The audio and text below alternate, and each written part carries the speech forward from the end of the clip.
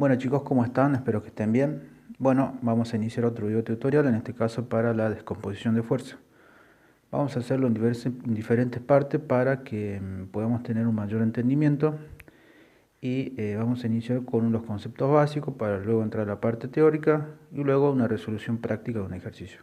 Primeramente vamos a descomponer una fuerza, después dos, tres. Bien, esto nos va a servir como para empezar la parte práctica de física, que es un contenido previo, bien, para entrar ya de lleno a electrostática. Bien, empezamos. Vamos a empezar en primera instancia a definir lo que teníamos en el trabajo anterior como una revisión, que es un triángulo. Bien, un triángulo va a ser una sección. En realidad, geométricamente un triángulo se lo define como la intersección entre tres rectas. Esas tres rectas me va a determinar un triángulo.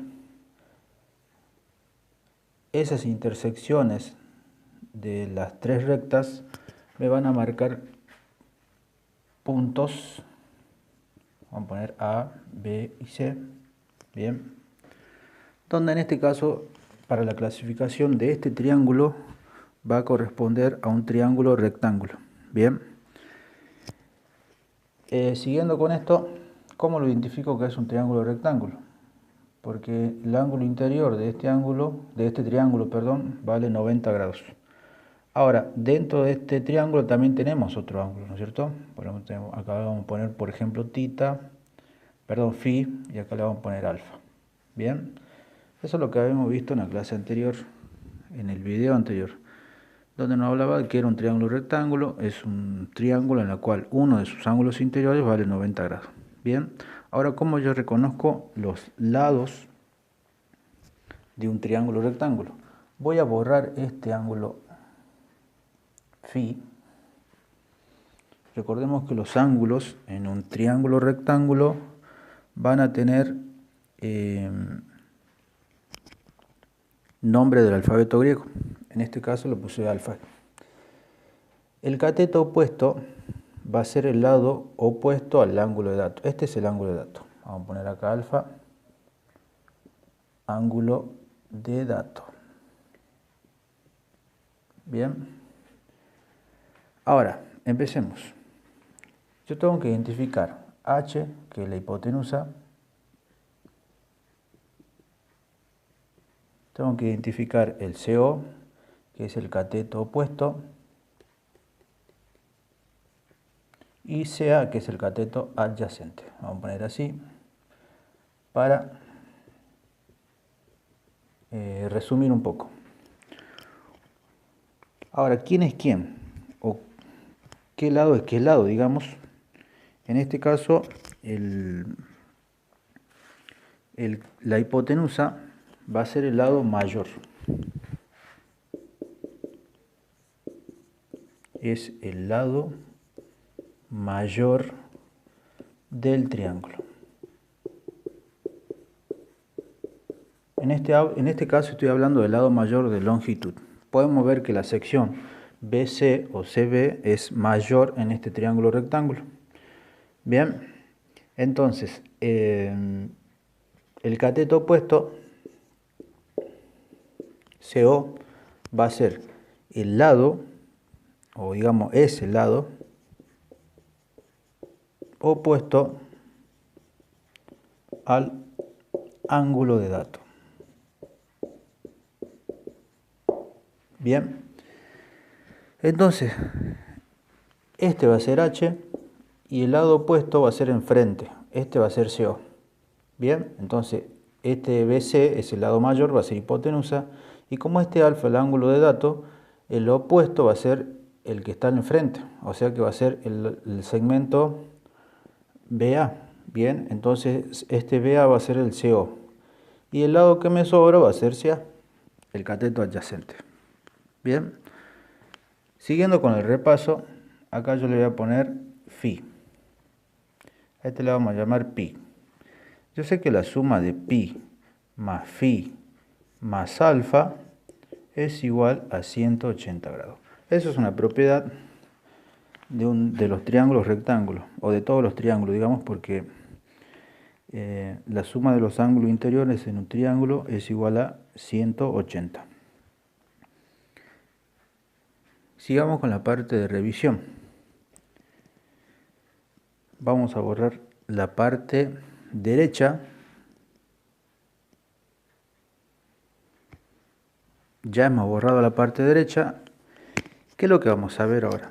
Vamos a ver tres fórmulas trigonométricas que son importantes para nosotros en esta ocasión. La que vimos anteriormente es la de Pitágoras, que lleva el teorema, se llama teorema de Pitágoras. ¿Qué dice el teorema de Pitágoras? Dice que la suma de los catetos adyacente y opuesto a elevado al cuadrado es igual a la hipotenusa al cuadrado. Quiere decir que h al cuadrado es igual a co cuadrado más c al cuadrado. Esa es la fórmula del teorema de Pitágoras. Luego tenemos otras fórmulas trigonométricas, que es la del coseno y seno. Coseno de alfa es igual al cateto adyacente sobre la hipotenusa. Seno de alfa es igual al cateto opuesto sobre la hipotenusa. Estas dos fórmulas, que la voy a marcar con un asterisco, la tenemos que recordar para luego ver descomposición de fuerzas. Eso sería como un repaso. Sigamos. Ahora vamos a ver la parte de circunferencia. Bien, en la pizarra hemos trazado una circunferencia. La misma va a representar, lo que queremos es representar concretamente, es de manera inicial los conceptos básicos, ¿no es cierto? En una circunferencia, en este caso nosotros vamos a tener una orientación que va a ser el eje X y el eje Y. El 0, 0 va a estar acá. Los ángulos en una circunferencia se pueden medir en grados radianes, en grados radianes o en grados centesimales. Nosotros vamos a ocupar los grados centesimales. En este caso vamos a ver cómo es la graduación de los ángulos en la circunferencia. ¿Cómo va a ser esta graduación de los ángulos? Acá tengo 0 grados. En este sentido es un sentido positivo. Acá voy a tener 90 grados. Acá 180 grados. Acá 270 grados. Y por acá 360. Cuando lo mida en este sentido, que sería un sentido contrario a las agujas del reloj, voy a tener que el ángulo es positivo. Cuando lo hagan en este sentido, en sentido negativo, o en el sentido de las agujas del reloj, los ángulos van a ser negativos. Bien, como podemos ver, acá la circunferencia me quedó partida en 4 partes. Por lo tanto, esto se llama, vamos a borrar acá porque me estoy equivocando, primer cuadrante. Acá, segundo cuadrante. Tercer cuadrante y cuarto cuadrante. Bien, eso es lo que tengo que tener presente en una circunferencia. Ya con estos conceptos previos podemos trabajar en lo que es descomposición de fuerza. Vamos a iniciar con una situación muy sencilla.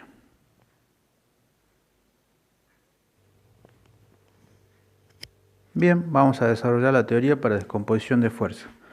En este caso, la descomposición de fuerza van a ser para fuerzas concurrentes, chicos. Bien, vamos directamente a entrar a las fuerzas concurrentes que están desfasadas del eje X y del eje Y, o sea que no tienen una separación de 90 grados. Bien, vamos a entrar directamente a esto. a descomponer este tipo de fuerzas. Las fuerzas que están acá, en el aire, digamos. ¿Por qué? Porque no coinciden ni sobre el eje X ni sobre el eje Y. Otra situación puede ser que quede acá la fuerza, acá o acá. No hay más situaciones. Solo esas van a ser las 4 situaciones que podemos descomponer. Luego, si la fuerza aparece en el eje Y, no la voy a descomponer. Y si aparece sobre el eje X, ya sea a la izquierda o a la derecha, tampoco la voy a descomponer. Y si aparece hacia abajo sobre el eje Y, tampoco la voy a descomponer. Solo cuando aparezca en esta parte, acá, acá y acá. Bien, esas van a ser las únicas situaciones en las cuales voy a tener que descomponer la fuerza. Bueno, ¿a dónde tenemos que llegar nosotros?